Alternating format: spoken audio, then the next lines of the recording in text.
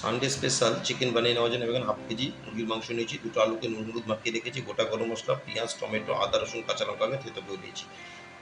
গ্যাসের flame on করে তেল গরম করে নুন হলুদ মাখিয়ে রাখা আলুগুলোকে আমি লালচে করে ভেজে নিলাম। ফুল ভিডিও দেখার জন্য ডেসক্রিপশন বক্সে দেওয়া লিঙ্কে ক্লিক করলে আপনারা ফুল ভিডিও পেয়ে যাবেন।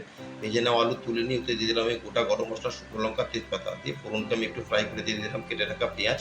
দিয়ে পেঁয়াজকে আমি লালচে করে ভেজে নেব।